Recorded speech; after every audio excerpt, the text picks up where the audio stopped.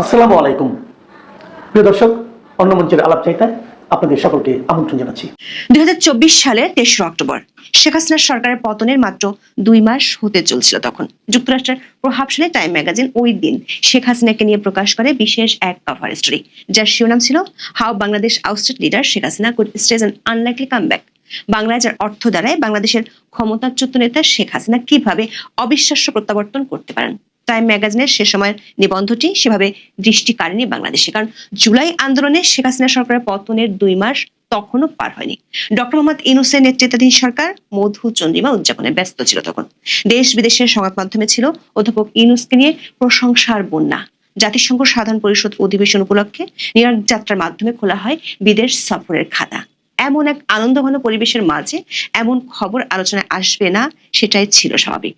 উল্টো সরকার সমর্থকেরা শুরু থেকেই দাবি করছেন বাংলাদেশে আওয়ামী লীগ এবং শেখ হাসিনার অধ্যায় শেষ। তবে টাইমের 1 বছর আগের কভার স্টোরি দেয়া কিছু ইঙ্গিত মিলে যাচ্ছে বা মিলতে শুরু করেছে। আকস্মিকভাবে বিশ্ব মিডিয়ায় একের পর এক প্রকাশ হচ্ছে শেখ হাসিনার সাক্ষাৎকার, তাকে নিয়ে আবার হচ্ছে কভার স্টোরিও। বিবিসি বাংলা ইঙ্গিত হলো শুধু প্রিন্টেড সাক্ষাৎকার নয়, বাংলাদেশের ফেব্রুয়ারি নির্বাচনের আগে ভিডিও সাক্ষাৎকার প্রচার হলে অবাক হওয়ার কিছুই থাকবে না। তার চেয়ে বড় আশঙ্কার বিষয় হলো 1 বছরের মধ্যে বিশ্ব মিডিয়া প্রশ্ন তুলছে জুলাই অভ্যুত্থান ব্যর্থ কিনা। সাম্প্রতিক সময় আওয়ামী লীগের নিষেধাজ্ঞা ও অংশগ্রহণমূলক নির্বাচনের ইস্যু নিয়ে আন্তর্জাতিক নানা মহল থেকে চাপে আছে সরকার। সবশেষ বাংলাদেশের আগামী জাতীয় নির্বাচনকে ঘিরে এই 2 ইস্যুতে সতর্ক বার্তা দিয়েছেন যুক্তরাজ্যের হাউজ অব লর্ডসের সদস্য লর্ড অ্যালেক্স কার্লাইল। প্রশ্ন হলো, শেখ হাসিনার বিরুদ্ধে মামলার রায় যখন ঘোষিত হতে পারে এবং নির্বাচন যখন সন্নিকটে, তখনই শেখ হাসিনার এত সাক্ষাৎকার প্রকাশ হচ্ছে কেন? আবার শেখ হাসিনার পক্ষ থেকে যেসব অভিযোগ উঠে আসছে সে সম্পর্কে অধ্যাপক ইউনূস ও তার পিআর টিম নীরব কেন? আবার অন্তর্ভুক্তিমূলক নির্বাচনের জন্য যখন বিদেশিদের পক্ষ থেকে চাপ বাড়ছে, তখনই শেখ হাসিনার বক্তব্যগুলো ডিফেন্ড করার মতো শক্ত কোনো যুক্তি কেন সরকার খুঁজে পাচ্ছে না? বিস্তারিত জানতে চলুন যাওয়া যাক বিশ্লেষণে। অন্তর্বর্তী সরকার ক্ষমতা নেওয়ার পর থেকেই তার মিত্ররা দাবি করছেন বাংলাদেশের শেখ হাসিনা এবং আওয়ামী লীগের অধ্যায় শেষ। তবে প্রায় 15 মাসে সরকার এবং তাদের সমর্থকদের আওয়ামী লীগকে নিয়ে সবচেয়ে বেশি ব্যস্ত দেখা গেছে। দলটির কার্যক্রম নিষিদ্ধ করা হয়েছে এবং তারা নির্বাচনে অংশ নিতে পারবে না বলে জানানো হয়েছে। আন্তর্জাতিক অপরাধ আদালতে চলছে শেখ হাসিনা সহ দলের শীর্ষ নেতাদের বিচার। সারা দেশে নেতাকর্মীদের বিরুদ্ধে হয়েছে হাজার হাজার মামলা। তবে এরই মাঝে ধীরে ধীরে আওয়ামী লীগের সক্রিয়তা বাড়ছে। ঢাকা সহ সারা দেশে চলছে ঝটিকা মিছিল। পুলিশের শীর্ষ পর্যায় থেকেও স্বীকার করা হয়েছে আওয়ামী লীগের মতো একটি বিশাল দলকে নির্মূল করা সম্ভব নয়। অন্যদিকে আওয়ামী লীগের সক্রিয়তার বিপরীতে সরকারের মিত্রদের মধ্যে এখন বিভাজন বেশ স্পষ্ট হয়ে উঠেছে। বিশেষ করে জুলাই সনদের নাটকের ঘন ঘটায় প্রধান দলগুলোর মধ্যে মুখ দেখা দেখি বন্ধ হওয়ার পথে।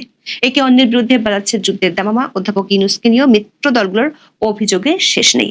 এমন লেজে গোবরে অবস্থার মধ্যে আকস্মিকভাবে আন্তর্জাতিক মিডিয়ায় শেখ হাসিনার একের পর এক সাক্ষাৎকার প্রকাশিত হচ্ছে।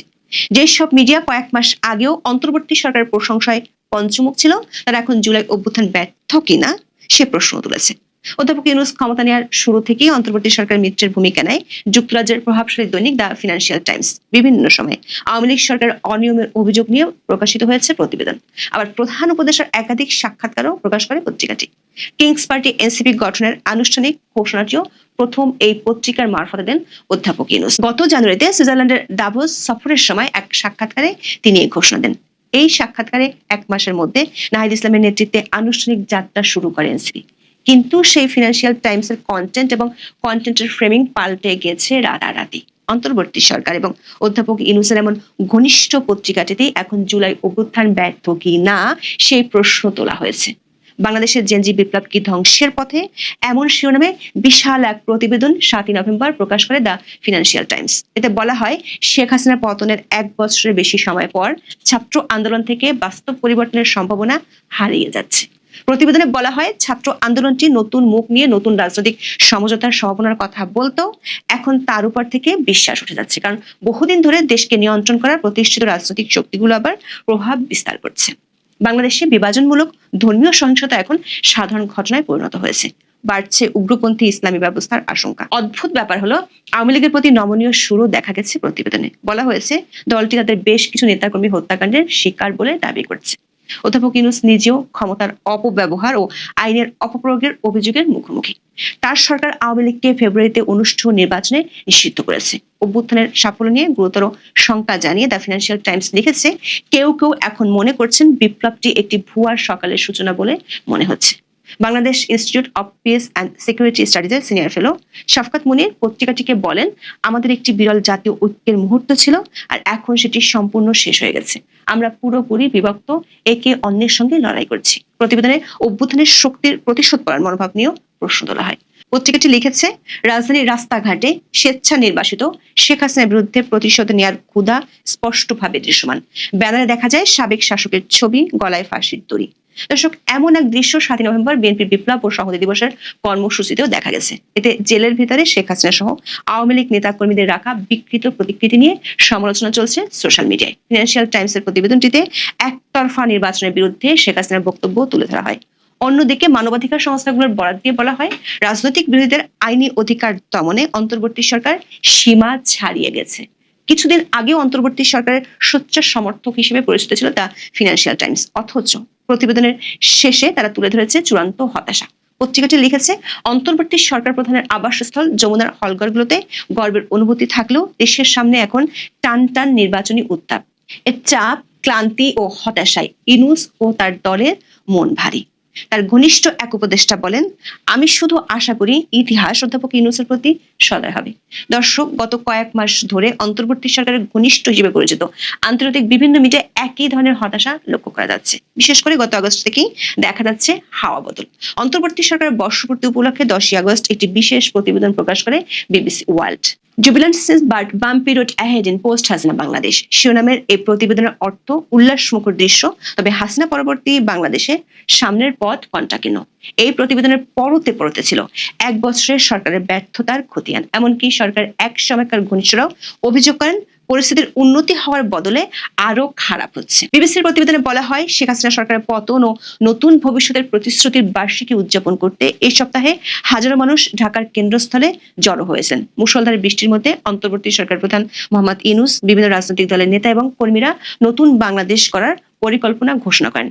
কেউ কেউ একে দ্বিতীয় স্বাধীনতা হিসেবে আখ্যা দিচ্ছেন। তবে গত 12 মাসের চিত্র এই উল্লাসমুখর দৃশ্যের সঙ্গে পুরোপুরি মানানসই নয়। মানবাধিকার সংস্থাগুলো বলছে, এ সময় গণপিটুনিতে হত্যা, মব সন্ত্রাস, প্রতিশোধমূলক হামলা ও ধর্মীয় চরমপন্থার পুনরুত্থান ঘটেছে। এটি গণতন্ত্রের পথে যাত্রা বাধাগ্রস্ত করতে পারে। বিবিসির মতো আল জাজিরাও আগস্টে ইউনূস সরকারের ব্যর্থতার খতিয়ান তুলে ধরে বিশাল প্রতিবেদন প্রকাশ করেছে।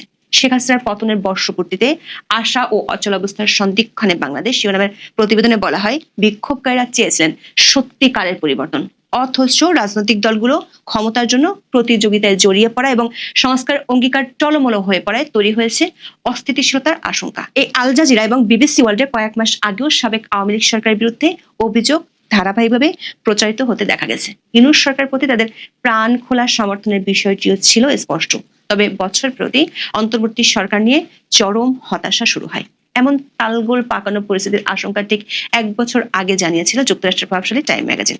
এতদিন পর দেখা যাচ্ছে তাদের পূর্বাভাস সত্যি প্রমাণিত হচ্ছে। 2024 সালের 23 অক্টোবর টাইমের প্রতিবেদনে বলা হয়, অন্তর্বর্তী সরকারের ব্যর্থতা এবং মিত্রদের হানাহানির কারণে আবার শক্তিশালী প্রত্যাবর্তন ঘটতে পারে শেখ হাসিনার। প্রতিবেদনে বলা হয়, শেখ হাসিনার প্রস্থান নিয়ে প্রথমে উচ্ছ্বাস দেখা দিয়েছিল, তবে এখন দেশ কোন পথে যাবে তা নিয়ে কোলাহল ও ঝগড়ায় রূপ নিয়েছে। সংস্কারপন্থীরা বড় ধরনের সংকটে আছেন। কার্যকর সংস্কার বাস্তবায়ন এবং নিপীড়নের জন্য দায়ীদের জবাবদিহিতা আনতে সময় লাগবে। অর্থনৈতিকভাবে ভুগতে থাকা দিক নির্দেশনাহীন দেশ দ্রুত ধৈর্য হারাবে। অস্থিরতা ও অচলাবস্থা চলতে থাকলে বিপর্যস্ত জনগণ শেখ হাসিনার রেকর্ডের দিকে হয়তো আরো সহানুভূতির সঙ্গে ফিরে তাকাবে। টাইমের প্রতিবেদনে উইলসন সেন্টার দক্ষিণ এশিয়া ইনস্টিটিউটের পরিচালক মাইকেল কুগেলম্যান বলেন, শেখ হাসিনার প্রত্যাবর্তন খুবই বিশ্বাসযোগ্য সম্ভাবনা। দক্ষিণ এশিয়ার পরিবার কেন্দ্রিক রাজনীতির ইতিহাসে দেখা যায়, তারা যতই ভেঙে পড়ুক না কেন কখনোই পুরোপুরি খারিজ হয়ে যায় না। অনেকেই মনে করেন টাইমসের ইঙ্গিতটি তখন একেবারে কেউ আলোচনায় নিতে চায়নি, কিন্তু আন্তর্জাতিক প্রভাবশালী সংবাদ মাধ্যমে গত 1 সপ্তাহ ধরে শেখ হাসিনার একের পর এক সাক্ষাৎকার প্রকাশের ঘটনায় তার সক্রিয়তার ইঙ্গিতটি পরিষ্কার। এপি, রয়টার্স এবং দ্য ইন্ডিপেন্ডেন্টে একই দিনে 3টি সাক্ষাৎকার প্রকাশ নিয়ে সরকারের ভেতরেও অস্থিরতা বেড়েছে। এরই মধ্যে যুক্তরাজ্যের প্রভাবশালী দ্য উইকেট ছাপা সংস্করণে প্রকাশ হয়েছে শেখ হাসিনার একটি লেখা। দ্য উইকের প্রোমো ভাইরাল হয়েছে সামাজিক মাধ্যমে। প্রোমোতে বলা হয়েছে শেখ হাসিনার মূল লেখাটি দ্য উইকের 16 নভেম্বর সংস্করণে রাখা হয়েছে, যেখানে তার দল ও পরবর্তী পরিকল্পনা সহ সমসাময়িক বিভিন্ন বিষয়ে তার মতামত তুলে ধরেছেন। শেখ হাসিনার এই লেখার যে অংশটুকু দ্য উইক তুলে ধরেছে সেখানে বলা হয়েছে দেশ পরিচালনার হাল ইউনূসের হাতে নেই, তার হাতে কোনো নিয়ন্ত্রণ নেই, উগ্রপন্থীদের উত্থানের কথা বলা হয়েছে। দর্শক, সাম্প্রতিক সময়ে একই ধরনের অভিযোগ আন্তর্জাতিক গণমাধ্যম, বিশেষ করে সেসব গণমাধ্যমে উঠে এসেছে যেগুলো অধ্যাপক ইউনূসের প্রতি বন্ধু ভাবাপন্ন ছিল।